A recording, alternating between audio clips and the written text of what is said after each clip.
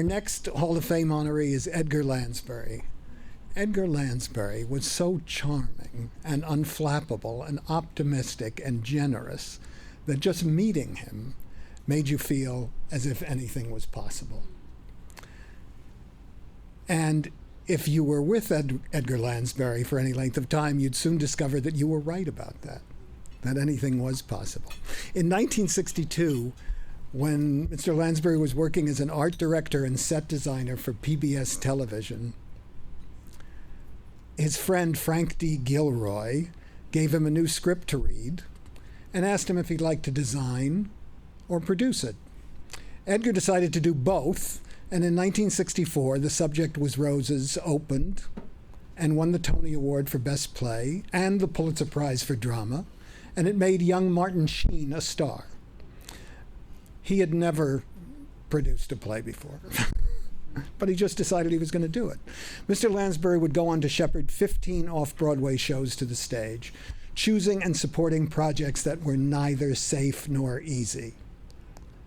He produced To Be Young, Gifted, and Black, adapted posthumously from Lauren Hansberry's autobiographical notes and journals about trying to make her way in an unwelcoming world.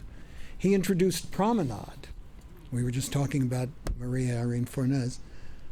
He introduced Promenade, the strange and challenging absurdist musical by Maria Irene Fornes and Al Carmines, which became a modern classic.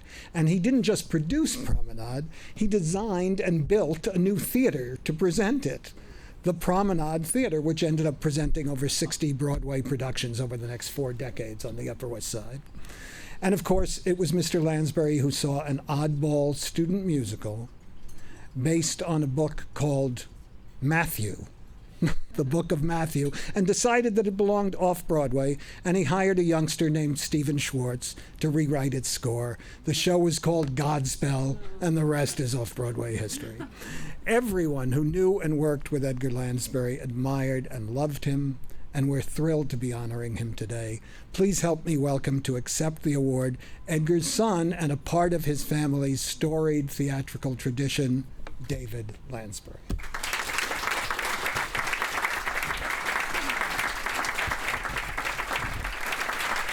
Hey, David, yes, let's do it.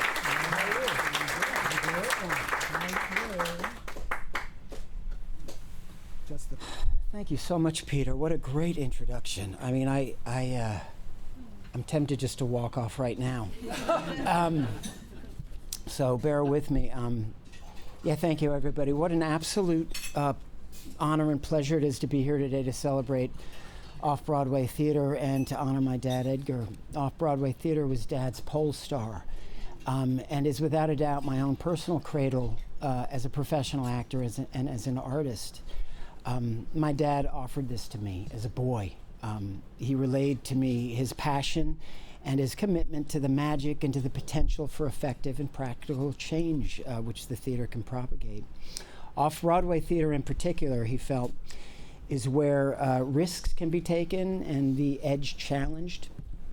Dad had a boyish glint in his eye when the theatrical winds were blowing right and his crew were on board and let the adventure begin, you know, no holes barred, and it was time to make some trouble. And he was raised by a famously charismatic Irish actress of the British stage, Moyna McGill, and she was wild and deeply engaging woman. She was an engaging woman. As a widow during the war with 3 children, she did not hesitate to use her wits and charm in bringing her family to the States and securing a life. She taught the young Edgar to draw and paint. He was a sculptor. He made busts, people's heads. He made models. He became a relatively accomplished cellist. He and his twin brother Bruce played second cello and second violin, respectively, in the Santa Monica Philharmonic. Dad was one of those guys who could read a book on a subject, and within a short time, he could become pretty proficient at the skill that book is propagating. After a stint in the Army, he returned home to the States and joined his mother, Moina, where she was working as an actress at a regional theater in New Hampshire, which I can't remember right now. But there he joined the technical crew of that theater. And he really didn't know anything about the theater at this point until a beautiful young woman just graduated with a theater degree from Vassar taught him how to properly slap together a flat for the set. That woman was my mother, Rose Kane, who was the stage manager of this theater at the time. She says he was hopeless. They fell in love, and then he read a book about designing sets, and he became a set designer. And they got married and moved to Los Angeles and had 2 boys. Dad worked at designing sets for CBS television, I believe. Then I was born. 6 months later, our family moved back to New York. Fast forward to 1963, when he partnered up with Joe Baru to produce The Subject Was Roses in New York. I don't know that Dad was a very good businessman, but he was very, very good at putting things together that he believed in and executing the necessary activities and behaviors in order to accomplish that thing. He was also a consummate gentleman, and he was charming, and he was elegant and gentle and loving, you know. Joe, on the other hand, his partner, was a charming, albeit rough-edged Jewish kid from Pittsburgh who spent his formative years selling hot dogs for a few pennies at Yankee Stadium, eventually graduating from Carnegie Mellon as an actor. At one point I heard, I think it was my older brother who said, perhaps as a joke, that they were reputedly the cheapest producers in town. Joe, who was also trained as an actor, helped me with my audition pieces for acting school, and he was fantastic. When I think about it, growing up in our apartment in New York City with 6 kids, 5 boys and a girl, it was a life in which off-Broadway theater was simply an everyday fact of life. We lived with it. The theater wasn't it wasn't a neighbor that visited occasionally, or we visited on holidays or the weekend. It lived in our house. It was more like a crazy aunt in a stained dressing gown that lived in one of the back rooms of our apartment or something. The kind of aunt you find late at night chain-smoking parliaments with a bourbon and a boyfriend in the kitchen while she's cooking a steak. And she's like, "Come on, boy, sit down, man. You know, what's the rumpus, kiddo?" You know.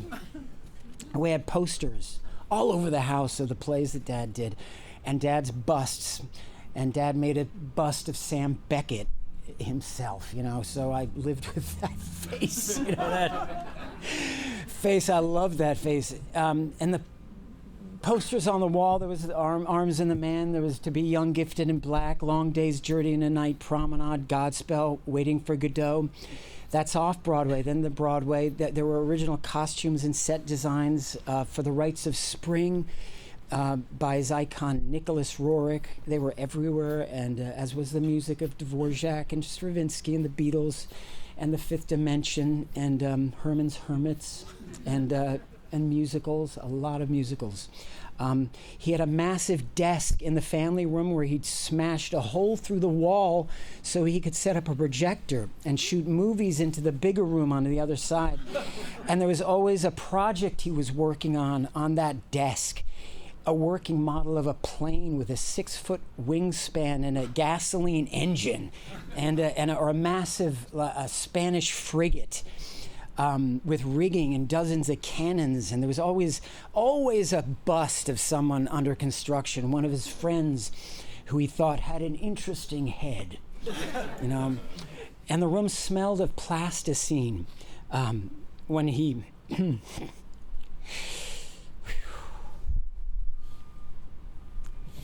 when he wasn't it's gonna be funny, barbecuing is massive cuts of beef over charcoal in the fireplace. There was always something being designed or built. The model of the Promenade Theater was built on that desk. he designed and built an off-Broadway theater, as you were told. How? I guess he read about it, and so he did it in a book, Of course, all these things, these models and stuff, his boys would have to play with them, and to his mild consternation and sometimes deep frustration, we destroyed them. We would blow them up or burn them or throw them out the window. I do remember playing with the Promenade Theater model, however, and not destroying it.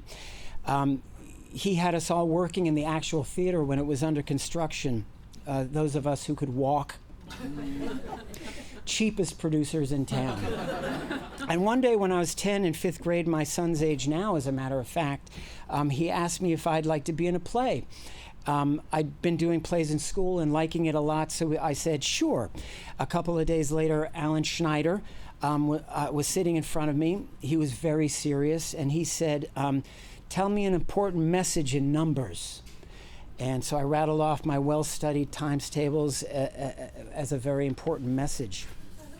And so I was given my first job off Broadway at the Sheridan Square Playhouse at 10, understudying The Boy in Waiting for Godot and working for my dad. I went on for 3 weeks when The Boy, played by David J., was out, and there was no wranglers in this production. I was just dropped off, and I was expected to get to work. No one said anything about playing with the dimmers during the second act. Just the slightest adjustments. Would anyone notice? Apparently not. They didn't notice. On the third night I was on stage, I lost my lines in the scenes with this phenomenal actor, Tom Hewell, playing Vladimir. And it was an interesting improvisation. And it went pretty well. It was pretty real, The Boy was pretty confused, as was the tramp, only adding to his existential angst, I imagine. What fun that was. After the show, Tom knelt down in front of me, looked me deep in the eyes, serious, and said, "It's okay, David. It's a play. We have fun. But if we use the words we were given in this play by the man, we might fly. Don't do it again." And I didn't act again until college. And when I remembered, what it's like. And so I went back to it. And up until then, I guess I thought it was pointless to do plays with children with fake beards after seeing Tom Hewell, after being with him on stage. I was spoiled. I'm almost done. So I was paid $25 a week for that job and $100 a week when I went on my own. When I went on, I was paid by my dad, the cheapest producer in town. Fast forward to 1989. After living and going to Central School and working in the British Theater for 6 years, I returned to New York, and Edgar, it seemed, had turned his hand to directing. He ended up directing me in a couple of plays regionally and one off-Broadway, Advice from a Caterpillar at the Lucille Hotel by Doug Bean. As a director, Dad might have met his true challenge, I have to say, but always receptive and quick study. The play was magnificent. More challenging was our dynamic as a father and a son under the circumstances, and it's an interesting experience that can't be matched. Some of the most precious gifts I have in my coffers are the times I spent with him in the theater.